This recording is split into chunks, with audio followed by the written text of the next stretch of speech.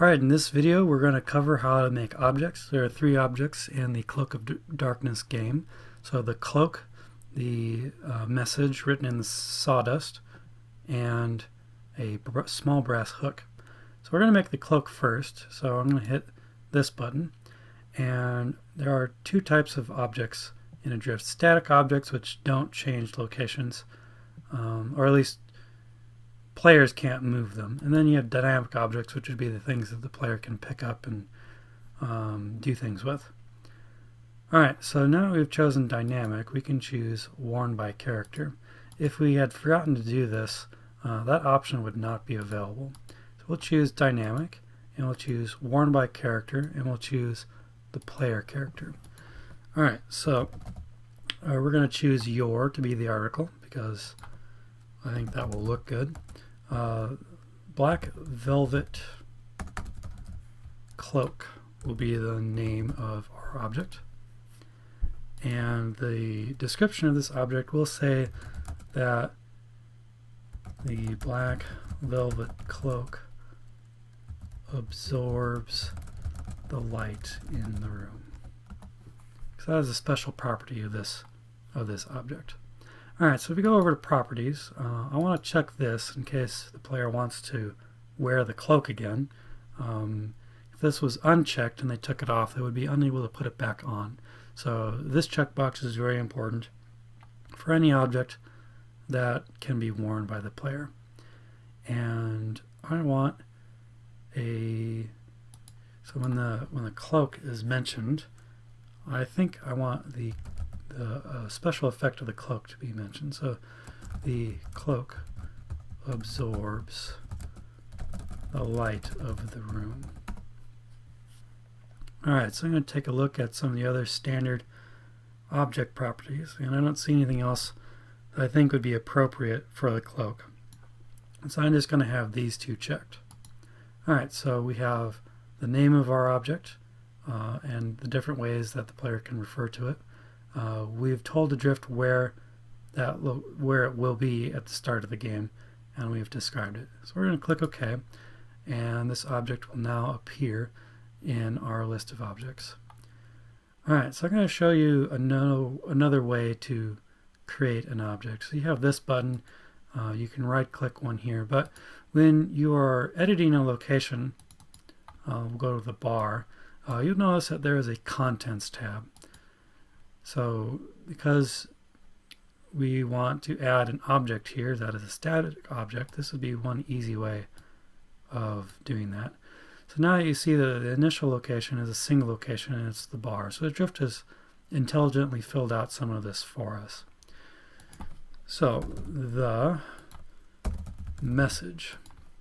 So there is a message written, maybe scratched in the sawdust. Alright, so we're going to check out the properties that are available to static objects. So we can make this object readable. I could choose to write the message for winning or losing the game in here, but I'm going to leave this blank for now. So the object can be read. None of the other options seem appropriate. However, static objects aren't listed specifically in location descriptions unless you check this button, and I want this to show up. There is a message scratched in the sawdust. Alright, so we're going to click OK, and if we look in our contents, the message is now a part of the bar contents.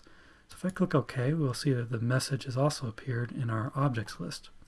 So there's one other object that we need to make for our game, now that we have the cloak, which is wearable, and the message, which can be read, and that is the small brass hook. So we go to the cloakroom, and we go to contents. We can do the same thing that we did before, and Adrift has once again intelligently filled out some of this for us. So we're going to write the small brass hook. So we can come up with a description. We could say there is one hook remaining on the wall. Alright, we'll click apply and we see that Adrift has updated the form for this object. So the small brass hook is the name of our object. You will notice this part in brackets. This is called the key, and I will be talking about keys in a different video. It is an advanced feature that is not necessary to use for writing games. And like the sawdust message, I want the player to know that this object is here. And when this object is listed in the location, we will display. So there is one hook remaining on the wall. So it's a repeat of this description, but I want the player to know that this item is here. So in order to put the cloak on an object, or on the small brass hook, we need to tell Adrift that the object is a supporter. You notice that there's some additional properties that showed up once we checked this. So they go away if we ever uncheck it. So this isn't a chair or a bed or a piece of furniture that we would expect the character to go on. So we're going to leave these unchecked. I also have no need to limit the number of objects on the hook, so I'm going to ignore this property as well.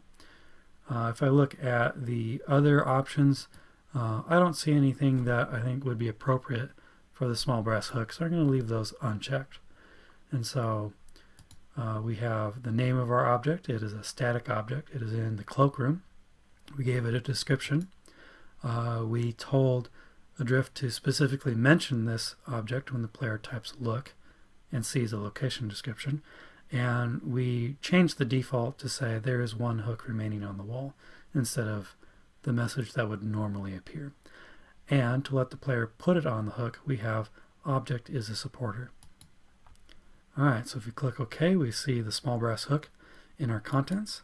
If we click OK again, and we see the small brass hook also made it into our list of objects. Now is an excellent time to save, so we will do that. And now we will run our adventure and take a look at our new objects. So when you play a game of interactive fiction, you can check out what you are holding by typing inventory. And so it tells me I am wearing the black velvet cloak and I'm not carrying anything. Alright, so if we go west, we see that the description of the cloakroom has changed. There is one hook remaining on the wall, and an exit leads east. In our previous video, when we made the locations, the cloakroom description just mentioned that there was an exit leading to the east. So now we know that our hook is here. I'm going to examine our hook. So I can either write examine hook or X hook for short. So there's one hook remaining on the wall. And so I'm going to put cloak on hook. So it says I'm not carrying the black cloak. So this is a problem that we will need to fix. So if I take off the cloak and then check my inventory, it now says that I'm carrying the black cloak. So I'm going to try put cloak on hook again. And it says, okay, you put the black velvet cloak on top of the small brass hook. When I talk about tasks, I'm going to show how to make this more fluid. Because I would expect that put cloak on hook would automatically take the cloak off if I'm wearing it and put it on. That seems like a natural thing to do. And so I think to be nice to the player that I would make this task easier. Because it's not really a puzzle that I need them to do step by step. Alright, so we've now put the cloak on the hook. So we're going to check out our other object, which is here in the bar. And so we see that the location message for the bar is also changed. So it says there is a message scratched in the sawdust. And I'm going to examine our message, and because I used the same description, we see the same message again. So I'm going to try read message, and it tells me that there is a message scratched in the sawdust. And so In order to, at this point, win or lose the game, I would have to use another task to catch this action and then do some variable checking. And so in our next video, we'll be covering tasks and variables. So we will close our game and go back to the editor. All of my changes have been saved, and so we are ready to move on to tasks. But like I said before, we'll do that in the next video.